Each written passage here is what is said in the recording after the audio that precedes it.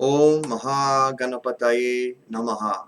Are you keeping yourself tethered? Are you allowing yourself to rise? How are you keeping yourself tethered is the way that you think about your reality. We are naturally in our natural state, just like fire. Dr. Ply talks about why does fire always rise? Why does fire never go down? The flame is always going up. Because according to the yogic tradition and also the Greek tradition with Prometheus, fire was stolen from heaven and brought down to the earth plane. So fire going up it's always trying to go up, never go down. This is the symbology of fire.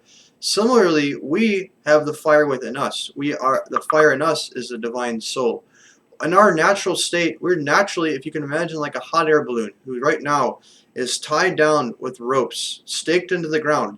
If you were to cut those ropes, that balloon is naturally, its the natural state is going to simply rise. And that is what we have within us. Now, the tethers, these ropes that we have staked in the ground, is simply our orientation to reality. What do I mean by that? If you understand the observer theory in quantum physics that says the observer and the observed are one and the same. In other words, the mind, we live in our mind. So if you are having a negative mindset, if you are sabotaging yourself, you are keeping yourself tethered by the way that you think about your life and reality. If you're engaging in negative thought patterns, limiting thought patterns, I can do this, I can't do this, this is not possible, I don't need this. You are limiting yourself to a very, very constricted reality. You are literally keeping yourself tethered to this three-dimensional reality, and there is so much more to experience than just this place. And even in this place, you can rise. You don't have to be stuck in poverty. You don't have to be stuck in a life that you don't love. There's one yogi, one Swami talks about this. I love this analogy where he talks about if you're just giving your time, that's a job. But if it's something you're putting your life into, something you're putting your energy into, that's living. So you shouldn't, in other words, you should strive to have a life where there are no, oh, I have to go to work now and I have to kind of put my life on pause and then I get to leave work and then I get to go have fun and live and be free. The idea is you can do all of that. You can be free the entire time. If you allow yourself to dream, you have to have dreams. You have to engage in this. So if you look at Einstein, he talks about how the imagination is more powerful than the intellect. Why does he say these things? Nikola Tesla, all these people talk about the imagination. Why is imagination? What does quantum physics say? Because they're saying what we think about reality is what becomes the reality. So all of our concepts are what create our reality, the observer and the observed, the mindset.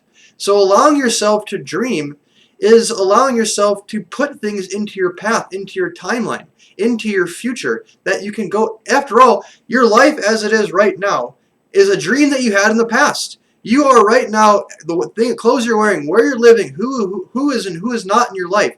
This is all a dream you had in the past. Is it a good dream or a bad dream? If it's a dream you don't want anymore, keep dreaming. Just like in the 1920s, if you were to introduce to them something like a satellite that flies around in space and it does all these things with bouncing off these signals in the 1920s, they would have thought you're nuts, but somebody dreamed that up. Somebody dreamed that up and brought that into reality.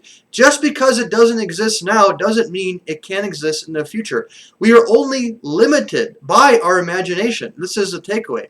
Our imagination is the unboundedness, the unbound aspect of what gives you that freedom. It's what untethers you. So feel free to dream. And is this nonsense? Is this all foo-foo spiritual, garbage? This is actual science. This is modern day science saying the observer and the observed. That the only limitation is that it's not because you don't have skills. It's not because you don't look pretty enough or you're not attractive enough. It's not because of you don't have the right car. It's not because you haven't got the right opportunities. It's not because you were born into a certain family. None of these things matter. They are what somebody calls as like loaded guns. We are the ones pulling the triggers on those tendencies. You see? So while we have certain givens and tendencies, it's our choice if we want to pull the trigger or go and do something else. And how you go and do something else is you have to dream big. So if you are born in a certain environment where they bombard you with a lot of limitations, your mission is to overcome those limitations and create something else. In order to do that, you have to dream. Why do you have to dream? Because if you think in the box, the box here is the conditioning that you have already undergone. So in order to get out of the condition, you have to dream outside of the box. So I encourage you to dream. One exercise, one takeaway, that's what I'm going to end this video, is something that I encourage you to do, something that I've done, and I was shocked. I went and looked at it the other day. Setting goals. Not just setting goals, not just a normal goal setting thing, but identifying your perfect life. So you go, what is my perfect job? What does my perfect relationship look like? And what you do, this is the secret sauce, is you go and you be extraordinarily specific. I look this certain way. I have these certain types of clothes. If it's a job, I'm doing this. I travel this much. I live in these places. I have this house over here. I have this house here. Be as specific. This is what the house looks like. Be as specific. What you're doing is you are building the architecture in the internal environment, the observer. You are building your house inside so the house can be built outside. It's important to understand that the foundation is laid inside. This is where the house is built. What you're experiencing out here, in other words, is something you've already built inside, something you've already subscribed to inside, whether you realize it or not. A lot of it is subconscious. So you may say, why? I want money, but I'm not getting it, because subconsciously there is a friction or cognitive dissonance. You're holding on to subconscious beliefs, subconscious concepts. I don't need more money. How am I going to pay for that? I don't know if I deserve that much money anyways. I don't work enough. I don't have the right skills. And you put all these limitations on yourself. And these will percolate up once in a while whenever you try to think about something outrageous. For example, you're making a few $1,000s a month and you want to make $10,000 a month. And as soon as you think of something outrageous like that, and outrageous being defined as something way outside of your current reality, all of a sudden your mind's, how are you going to do that? Who's going to hire you? And you start getting these limitations, and you have to understand what's going on here. These are the prison guards. These are the prison guards. Your thoughts, the negative thoughts, are the prison guards that are keeping you locked in the prison that you have built for yourself. You are the prison warden, you are the prison guards, and you are the prisoner. You also have the keys. And you have to, we're not given the training and how to understand how reality is being created. So you have the keys, and the keys are your mind. Your mind is everything. Remember that. Your mind and how you think is everything. So go and leave this video. Write down your perfect life. Go through each area. Your health. What does your perfect health look like? Your perfect relationships. What does that look like? Your perfect house or your perfect living area. Where does that look like? Where do you live? What is your lifestyle? Your perfect spirituality. What is your connection and relationship with your higher self? Your perfect money, your perfect finances. What does that look like? Go and flesh it out. And I was reading my notebook the other day, and I wrote this, I think, years ago.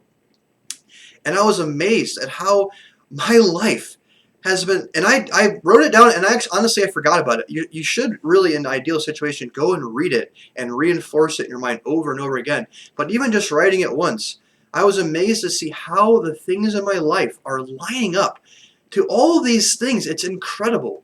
And the only reason is because I planted those seeds, and now they're starting to blossom. So go and plant your seeds and reinforce them. And remember, allow yourself to dream big and go for it. That's all I wanted to say. I hope this video inspires you. If you have any comments or questions or feedback, please leave them in the comments below. And as always, if you'd like to be notified for future videos, click the subscribe button and the bell button to receive notifications. God bless.